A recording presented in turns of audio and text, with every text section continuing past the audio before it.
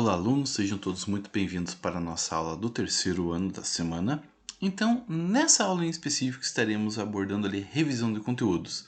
Lembrando que teremos ali o nosso processo avaliativo, ou seja, a nossa avaliação baseada no contexto dessa aula.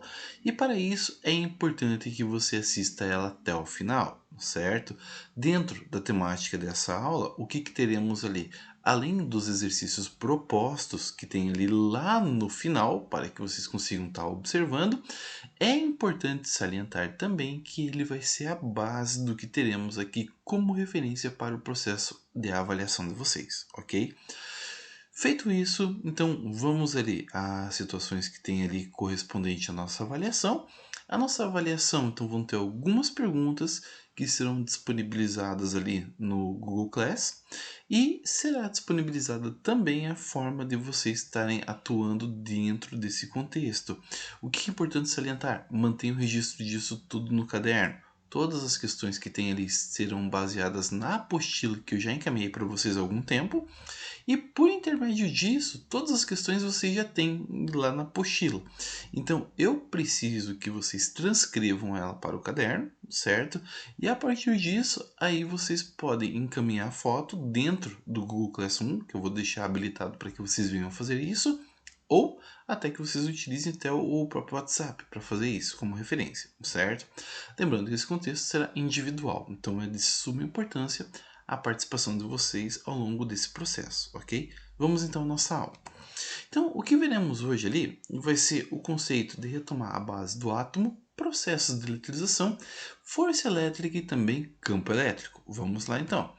O que teremos ali como conceito do átomo, dos modelos padrões ou referência que teremos ali? Dentro dessa ideia, o primeiro modelo atômico que vem ali é o modelo de Dalton, onde ele fala ali, ó, toda matéria é formada de partículas fundamentais, os átomos. Os átomos não podem ser criados nem destruídos, eles são permanentes e indivisíveis ou indestrutíveis. Um composto químico é formado pela combinação de átomos de dois ou mais elementos em uma razão fixa. Então aí você consegue ter uma determinação. Nessa ideia do modelo atômico de Dalton, o que ele refere-se? Você vai ter assim, é muito padronizado você ver como exemplo do modelo de Dalton baseado como se fosse uma bola de bilhar. E aí você vai ter o quê? Aí você vai ter o conceito do átomo que ele é maciço, né? Composto por um único material. Então essa era a definição dele, ok? Avançando um pouquinho, temos ali então Thomson, que vem dar o suporte. Nessa ideia de Thomson, ele foi realizando alguns experimentos científicos, ali trabalhando com o conceito da descarga elétrica, ou seja, pequenos choques, e ele conseguiu entender a ideia do modelo atômico evoluindo, o modelo de Dalton. Nessa ideia, ele começou a perceber que a matéria tem uma tendência de ficar neutra. E ali, o número de cargas positivas é igual ao número de cargas negativas. E isso é super importante no desenvolvimento de toda essa parte da eletricidade. Porque quando falamos ali que um átomo ele é eletricamente neutro, não quer dizer que ele é ausente de carga. Ele tem carga, só que na mesma proporção. Se eu tenho 10 prótons, eu tenho 10 elétrons para manter o equilíbrio, certo? E o que acontece ali? Nos experimentos que foram feitos, então ele conseguiu ter a descoberta ali de prótons e de elétrons, certo? O modelo dele foi mundialmente conhecido como pudim de passas. Só que assim, para a nossa realidade, pudim de passas não faz sentido, porque ele era europeu, então você tinha a concepção, por exemplo, da base da alimentação deles lá, ou de sobremesa no caso. O que podemos trabalhar que dá uma referência bem bacana para isso é trabalhar com a ideia como se fosse o panetone.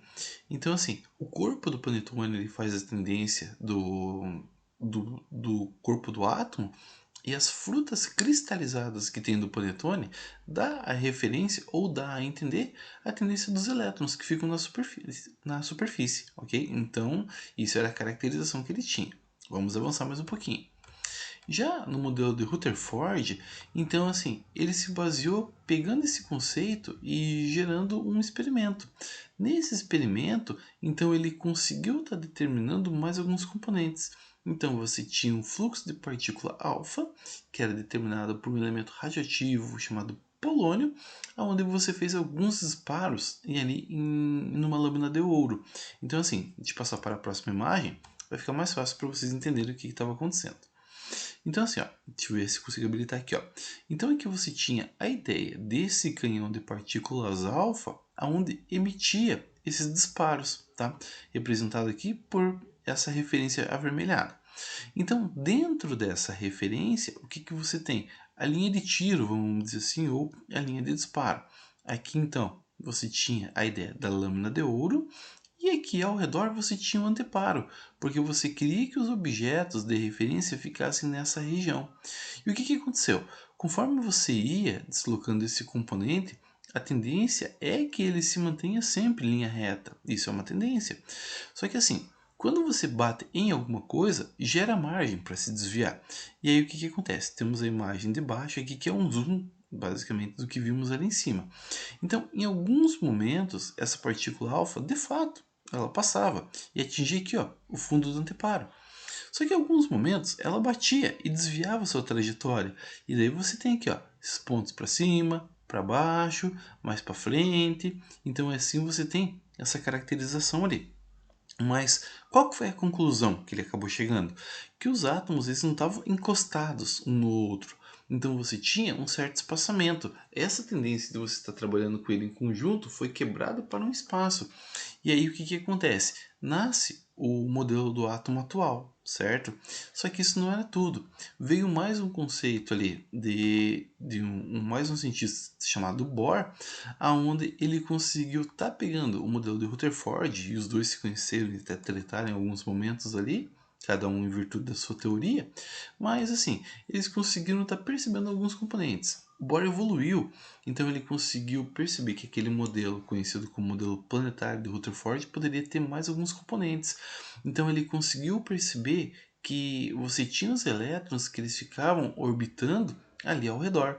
Então aí temos um conceito de força elétrica que estará atuando ali, certo? Então isso é uma tendência que temos ali. Só que Bohr, admitindo, por exemplo, nos estudos dele, que gás emitia luz quando passava uma determinada corrente elétrica, então ele conseguiu estar trabalhando com nível de energia. Ele conseguiu perceber isso, que os elétrons eles saltavam do que a gente chama de camada quântica, ou camada de valência, ou camada eletrônica. E essa distribuição, quando ele começou a perceber, ele conseguiu analisar ali, ou abriu pelo menos caminho, para que você conseguisse perceber aquilo que vocês viram lá em química no primeiro ano, que são chamadas então as camadas eletrônicas, representadas por 7, e aí você tinha ali as camadas K, L, M, N, O, P e Q, definido por onde vocês conseguiam fazer a distribuição por uma coisa chamada que era diagrama de Linus-Pauling, certo? Então você fazia a distribuição eletrônica. Então, vamos às imagens. O que acontece aqui, ó? Então você vai ter uma tendência aqui, ó, aonde nessa região aqui você tem basicamente o núcleo atômico. E aqui você vai ter a camada mais próxima do núcleo atômico. Perceba o valor que aparece aqui, ó, 13,6 eletronvolts. Ó, já vamos mais lá para cima, avançando para a segunda camada de distância a partir do núcleo. Perceba o nível de energia ali, ó, 3,39 eletronvolts. Vamos para a terceira camada de energia de afastamento. Vamos perceber ali, ó, 1,51 eletronvolts. Quarta camada de energia, percebo ali, 0,85 eletronvolts. Mas o que isso quer dizer na verdade? Que quando você está ali com um elétron muito mais próximo do núcleo, você precisa de muito mais energia para você arrancar ele do átomo. Então isso é uma tendência. Quando você tem átomos que têm várias camadas eletrônicas, fica muito mais fácil você arrancar elétrons, por exemplo, de uma camada que se encontra mais afastada do núcleo do que uma próxima. Porque assim, olha a diferença do nível de energia. Pode parecer pouco quando a gente fala elétron volts, mas no final das contas ali você tem uma quantidade de energia extremamente ampla. E assim, como a natureza ela tem uma tendência de ser meio preguiçosa, então quanto menos energia ela puder gastar é melhor, certo? Então por isso que tem uma tendência de fazer isso. Isso estamos falando de elétrons. Se fosse prótons, você gastaria muito mais energia. Por isso não é conveniente, certo? Então assim, sempre que você for abordar essa parte de deslocamento de cargas, então sempre será ali os elétrons em atuação, jamais os prótons em movimento, ok? Então isso é uma tendência, uma característica que se tem ali a partir disso. Então, vamos avançar aqui mais um pouquinho. E aí, ó, temos a ideia das camadas eletrônicas, certo? K, L, M, N, O, P e Q. E temos ali basicamente o modelo atual que estamos trabalhando ali com o modelo atômico, beleza? Onde temos uma região central, denominada como núcleo, onde quem compõe o núcleo são os prótons com partículas positivas e nêutrons com partículas ausentes de carga. E ao redor temos ali então os elétrons que ficam orbitando, ok? Então vamos avançar aqui para alguns conceitos iniciais de eletricidade e como eu acabei de adiantar para vocês ali, a carga elétrica de cada um desses componentes. O que temos aqui como referência é que cargas e sinais diferentes elas têm a característica de ser atrativa. Então, próton atrai elétron. Entretanto, as cargas que eu tenho de mesmo sinal se repelem. Então, assim, próton odeia próton, vai ficar o mais longe possível. E elétron odeia elétron, vai ficar o mais longe possível também, certo? E temos ali, então, nessa tendência que acabamos trabalhando ali dos nêutrons. Então, os nêutrons não interagem entre si, ficam bem de boinha ali, estão trabalhando assim, sem ter o conceito de atração ou repulsão elétrica, certo? A atuação que acontece com os nêutrons ali é um outro tipo de força, que é interessante se dar uma olhada a respeito disso, tá? Então assim, ó, vamos dar uma olhada ali na carga elétrica. A carga elétrica ela é composta pela equação Q igual a N vezes E, onde Q representa a carga elétrica, definida em Coulomb, N representa o número de elétrons e E representa a carga elementar. A carga elementar ela é definida porque o elétron e o próton têm exatamente o mesmo valor, só que a carga do elétron é definida como menos 1,6 vezes 10 a menos 19. A carga do próton mais 1,6 vezes 10 elevado a menos 19. Só que foi padronizado como carga elementar, excluindo o sinal desses componentes. E por isso temos o valor ali de referência para estarmos trabalhando. Então, vamos dar uma olhada com dois probleminhas para a gente estar fazendo a averiguação de maneira bem adequada desse componente. Então vamos pegar ali, ó. Qual é a carga elétrica contida ao se ter um total de 2 vezes 10 elevado a 13 elétrons? Então, vamos dar uma olhada dentro desse componente e aplicar na equação. Lembrando que ali, ó, o número de elétrons ele é representado pela letra N, certo? Carga elementar a gente já sabe. Então, vamos aplicar na equação, que ele quer determinar a carga elétrica. Então, o que acontece? Estou trabalhando com notação científica? Estou. Como que a gente faz? Não mexe com ela, não no começo. Multiplica os componentes ali que não tem nada a ver com a notação científica. No caso aqui, ó, o 2, então, como ele não pertence à notação, você vai multiplicar ali com 1,6, certo? Fazendo a multiplicação, teremos então 3,2. Quando vamos analisar a notação científica, lembrando que expoentes de mesmo sinal, eu somo eles e de sinais diferentes eu subtraio. Então vamos ter ali 13 menos 19, e isso aqui vai dar um total de menos 6. Então olha a referência que temos ali como resposta, ó, 3,2 vezes 10 elevado a menos 6 coulomb.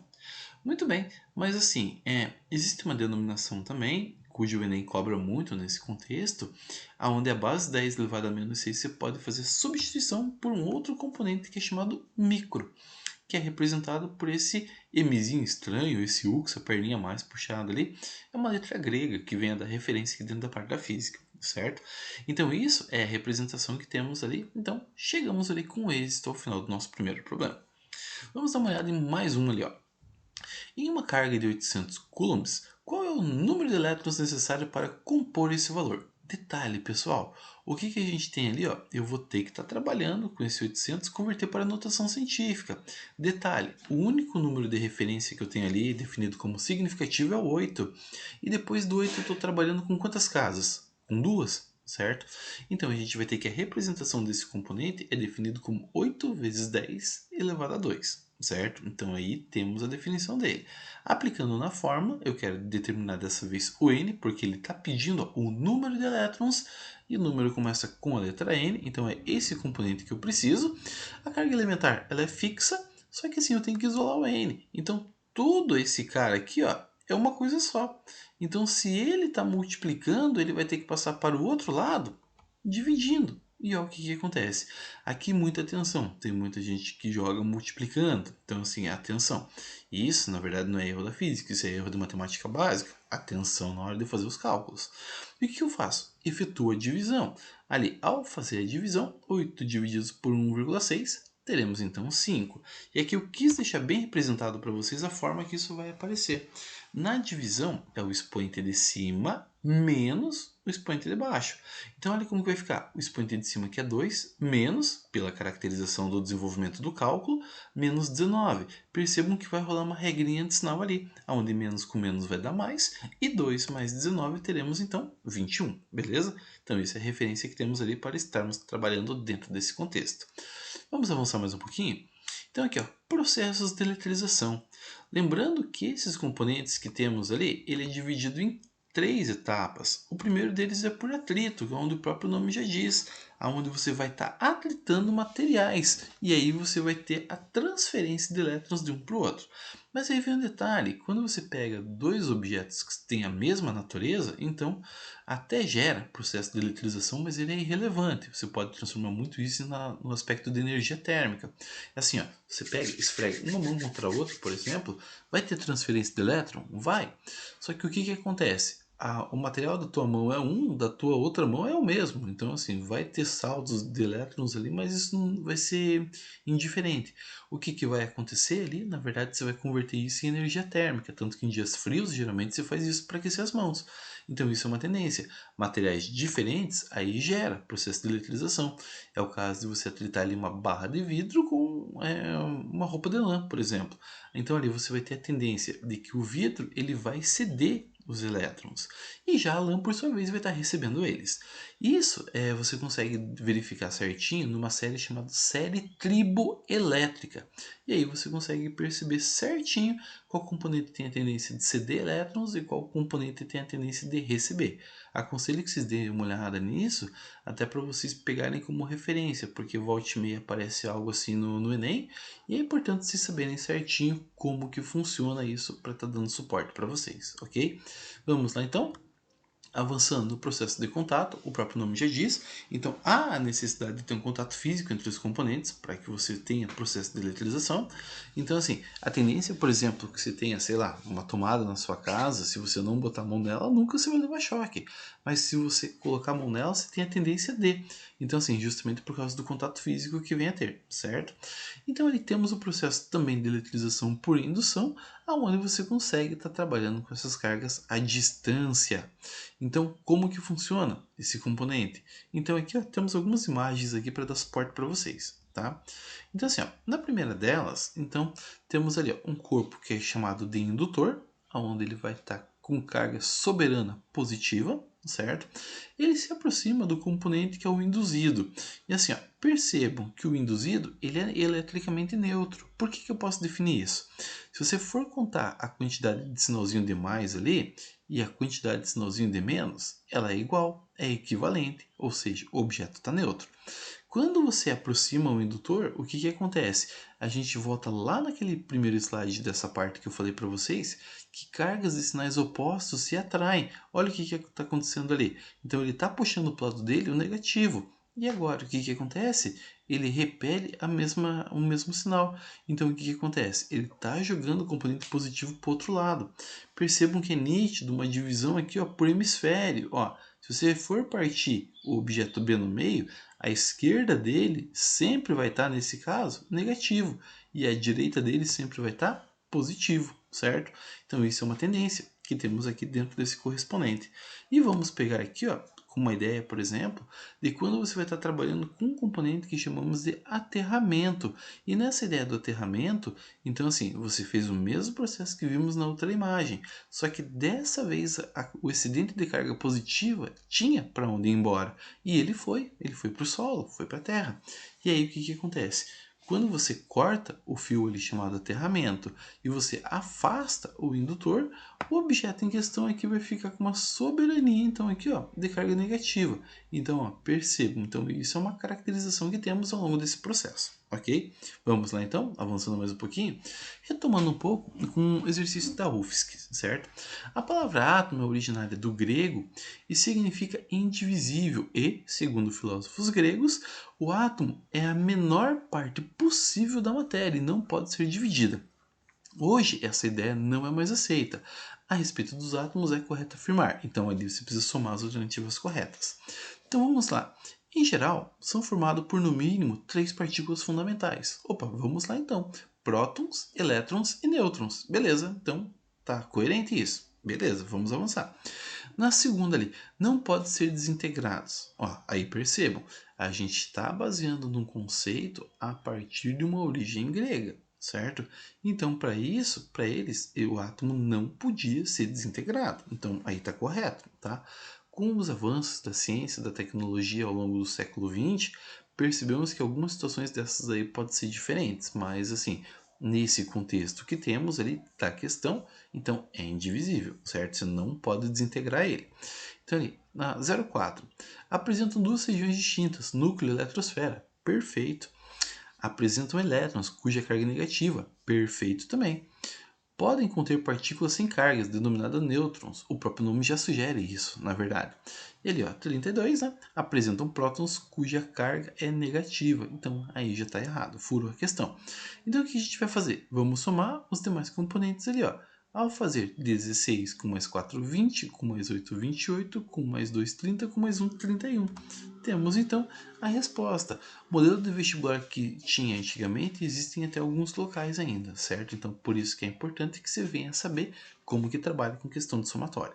Então vamos avançar mais um pouquinho. Nossa, questão 4. Os interruptores brilham no escuro graças a uma substância chamada sulfeto de zinco. Não sei na casa de vocês, mas na minha tem alguns interruptores mais antigos que quando você olha, por exemplo, nele, você vai ver um aspecto como se fosse tipo um verde meio clarinho e pode estar escuro, do jeito que for, você consegue perceber isso. Então aí você tem esse componente químico que dá todo esse suporte. Antigamente, por exemplo, a Elma Chips trabalhavam com algumas figurinhas onde você deixava no escuro ela brilhava. O conceito é exatamente o mesmo, certo? Então ali ó, que tem a propriedade de emitir um brilho amarelo esverdeado depois exposto à luz. O sulfeto de zinco é um composto fosforescente. Ao absorverem partículas luminosas, os elétrons são estimulados e afastados para longe do núcleo.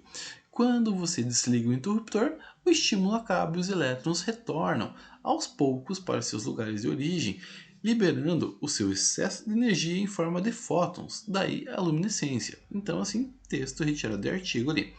A partir das informações do texto, pode-se concluir que o melhor modelo atômico que apresenta o funcionamento dos interruptores é Rutherford, Bohr, Thomson, Heisenberg. Então, assim, percebo que nem falei de Heisenberg no meio do caminho ali.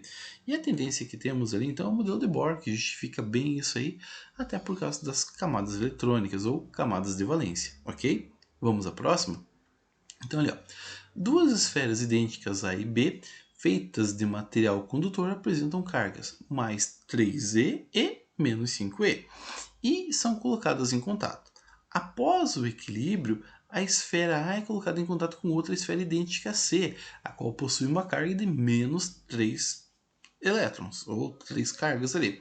Assinale a alternativa que contém o valor da carga elétrica no final da esfera A. Então vamos por partes. Então assim, primeira coisa que o exercício sugere, então assim, é um contato entre A e B, certo? Como que a gente vai fazer? Somamos as cargas desses componentes e dividimos por 2, tá? Então a gente vai ter assim um emparelhamento entre esses componentes e uma descrição de equivalência, onde as cargas serão iguais. Então olha como que vai ficar. A carga de A, que é mais 3, eu vou somar com a carga de B, que é menos 5. Lembrando que em algumas situações gera regra de sinal, e aqui é uma delas, onde mais com menos é menos. E ao fazer 3 menos 5, isso vai dar menos 2. E menos 2 divididos por 2, a gente vai ter menos 1 como carga. Então, assim, o final de A dessa primeira parte ali é uma carga de menos 1. Muito bem. Agora vamos pegar ali a esfera A e vamos tocar numa esfera C.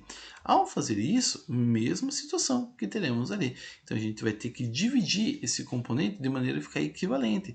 Então assim, ó, vai ficar a carga de A mais a carga de C, a nova carga de A que vale menos 1, a carga de C que vale menos 3. Lembrando que teremos regra de sinal ali, mais com menos vai dar menos, certo? E teremos ali menos 4 divididos por 2, isso aí vai dar menos 2, que é a carga de referência. Ah, professor, e se eu encostasse simultaneamente A, B e C, pode fazer isso? Pode. Só que aí você teria o quê? Então, A mais B mais C divididos por 3, porque são 3 corpos ali que estarão fazendo essa atuação. Ah, mas e se tivesse um corpo D e tocasse ele simultaneamente? Pode? Pode.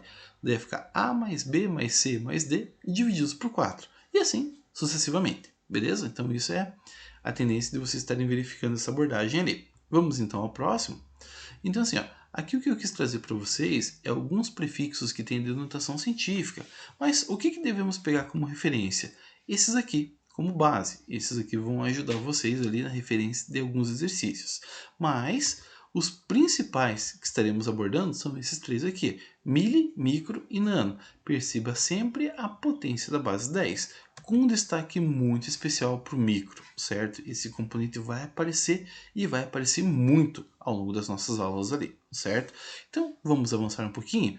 Então vamos trabalhar ali com o conceito da parte da força elétrica e também do campo elétrico. Lembrando que a força elétrica ela vai estar diretamente proporcional ao produto das cargas e inversamente proporcional ao quadrado da distância. E percebam ali na equação, tem aquelas barrinhas ao redor ali de Q1 e Q2, certo? Quando acontece isso, então teremos ali a referência desse componente aonde você vai estar trabalhando com essa grandeza em módulo. E nessa grandeza em módulo, o que vai acontecer? Eu estou excluindo o sinal. Caso o produto desses componentes ali desse um valor negativo, ou seja, você vai ter uma carga, uma força elétrica ali de atração. Caso você vá trabalhar ali e dê sinal positivo, você vai estar trabalhando com uma força elétrica de repulsão, beleza? Então, assim, isso é a caracterização que temos dentro do nosso contexto ali. A equação é aquela que temos ali, F igual a K vezes Q1 vezes Q2 divididos por D ao quadrado, e a constante K sempre está trabalhando ali com 9 vezes 10 elevado à nona. Mais uma vez um valor fixo que temos ali. Temos ali também a ideia do campo elétrico, que ele pode ser atuado pela força e também pela distância. Conteúdo da nossa última aula, antes dessa. Tá? Então vamos retomar alguns probleminhas ali. Então assim, ó, para estar trabalhando com a ideia da força elétrica, então vamos pegar ali ó, duas cargas pontiformes, Q1 igual a 3 microcoulombs, Q2 igual a 6 microcoulombs, estão a uma distância de 30 centímetros. Calcule a força de repulsão. Por que repulsão? Porque a carga Q1 e Q2 são positivas, e positivo com positivo se odeiam, tendem a ficar o mais longe possível um do outro. Mas vamos pegar as evidências. A força eu não tenho, a carga Q1 eu já converti ali para a base 10 a menos 6, a carga Q2 fiz a mesma coisa, a constante K sempre é trabalhada dessa maneira, e lembrando que a distância sempre tem que estar em metro, certo? Então ali, para converter centímetro para metro, o próprio nome te diz centímetro, então divide por 100. Certo? Ao fazer isso, teremos ali então, vamos substituir os valores. Não se assustem com a demanda de dados, mas assim é só substituição inicial. Lembrando que agora eu vou ter que fazer o quê? Eu vou ter que multiplicar aqui ó, o 9, o 3 e o 6, para que eu consiga estar evoluindo no sistema de cálculo. Ao fazer isso, isso aqui vai dar um total de 162. Trabalhando com a notação científica. Ao fazer aqui ó, menos 6 com menos 6, eu estou devendo R$6 para o meu pai, 6 para minha mãe, eu estou devendo 12. Desses 12 eu vou e pago 9, então eu fico devendo 3. Daí que surge esse 3. Tá? Na parte de baixo vai ficar 0,3 ao quadrado, que é 0,3 vezes 0,3. Isso vai dar um total de 0,09, certo? Existe discrepância do número que está em cima e o número que está embaixo. Nessa ideia acontece por quê? Porque o número de cima está na notação científica e o de baixo não. Mas assim, perceba sempre pelo expoente.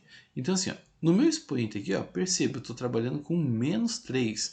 Então eu estou trabalhando depois da vírgula. Como que eu posso definir isso? Por causa do sinal de menos. Em qual caso depois da vírgula? A terceira. Por isso é importante o expoente. Então esse menos 3, na verdade, está se referindo aqui ao 2. Só que assim, se o 2 está na terceira casa depois da vírgula, o 6 estará na segunda, tá uma antes, e o 1 está na primeira. Opa, então assim a gente já consegue estar trabalhando. Então vai ficar 0,162. E perceba, o 2 ali, ele se encontra na terceira casa após a vírgula? Se ele se encontra, é sinal que o nosso desenvolvimento de cálculo de raciocínio está correto. Agora efetuamos a divisão. 0,162 divididos por 0,09, teremos então ali uma força atuante de 1,8 newtons, certo? Então, Vamos ali ao nosso próximo exercício, referente então ali à ideia de campo elétrico. Então ele fala ali, ó, uma carga de prova que é igual a 2 microcoulombs está a uma distância de 5 milímetros de uma carga que origina um campo elétrico. Então ele quer que a gente determine a intensidade do campo. Então muito bem, lembrando que o campo elétrico é uma grandeza vetorial, mas ele só quer a intensidade, ele não quer nem direção e nem sentido. E isso não é o que ele pediu. Então, só vamos se ater ao resultado do cálculo. Então, assim, ó, vamos pegar lá. O campo elétrico eu não sei quanto vale. Ali, a carga, o exercício deu. A constante elétrica K já sabemos. E temos que calcular o campo por intermédio da distância, porque foi a distância que ele forneceu. Só que olha o que ele percebe ali, ó, ele está falando 5 milímetros. O próprio nome já diz, mili. Eu tenho que dividir por 1000 para me converter, lembrando que sempre é em metro. E ao fazer 5 divididos por 1000, isso vai dar 0,005 metros, ok? Vamos avançar então. Então temos ali, ó, o correspondente do campo elétrico. Isso vai ser igual a constante K, 9 vezes 10 a nona, vezes a carga, 2 vezes 10 a menos 6, divididos pela distância ao quadrado, certo? Multiplicando a parte de cima e fazendo a diferença ali entre a notação científica, os expoentes, então teremos ali 18 vezes 10 elevado a 3. O problema é na parte de baixo, lembrando que é ele vezes ele mesmo. Isso vai dar 0,00025. Campo elétrico geralmente é representado por notação científica, então vamos converter para notação científica. Então assim, ó, perceba o 2 ali, ó. O 2 ele aparece na quinta casa após a vírgula e o 5 vem na sequência. Então eu posso estar fazendo a representação desse componente como ali, ó, 2,5 vezes 10 elevado a menos 5. Então assim, temos toda a representação desse componente vide ali essa parte de notação científica. Só para conferir, vamos pegar aqui, ó, as casas depois da vírgula. Ó, primeira casa, segunda casa, terceira casa, quarta casa, quinta casa. Opa, então o 2 tem que estar sendo representado na quinta casa. E é o que está acontecendo. Tanto que ele aparece aqui na quinta casa, depois da vírgula, que é representado pelo meu expoente menos 5. Ok? Efetuo aquela divisão de 18 por 2,5, chegamos ali então a 17,2. Lembrando que a expoente de cima menos o de baixo vai ficar 3 menos 5, isso aqui vai dar um total de 8, certo? Então conseguimos determinar a intensidade do campo elétrico. Bom, então alunos, o que eu tenho para passar para vocês ali como teste? Então assim, vocês vão ter 5 exercícios para estarem fazendo, certo? Então vou disponibilizar ali espaço no Google Classroom para que vocês consigam estar encaminhando a atividade de vocês. E assim, vou deixar lá só para vocês estarem colocando o resultado final, ok? Então assim, o desenvolvimento que eu quero que vocês façam disso é no caderno. Lá é só o resultado final, que é importante que vocês coloquem lá. Tanto que eu não vou nem estar dando muita margem para que você consiga estar trabalhando. Questões de múltipla escolha, então assim, eu vou deixar eles ali apenas como A, B, C, D e E, certo? Eu não vou nem transcrever a resposta como um todo, mas assim, eu vou deixar as perguntas aqui, vocês já sabem a ordem que tem ali, então seguindo essa ordem que tem ali vai ser a 1, 2, 3, 4, 5, certo? Então respeitem bem essa ordem na hora de estar colocando lá, e isso é referência para vocês. Cada exercício desse equivale a 1 ponto e a entrega para vocês fazerem até segunda-feira. Aconselho que façam antes, não deixem para fazer em cima da hora, ok? Pessoal, era isso que eu queria trazer para vocês. E lembrando que isso aqui também vai ser a base de referência para a recuperação. Então, essa mesma aula, só que depois eu encaminho para vocês outros exercícios daí, ok? Pessoal, era isso que eu queria passar para vocês. Então, nos vemos em breve. Grande abraço, bons estudos e boa avaliação.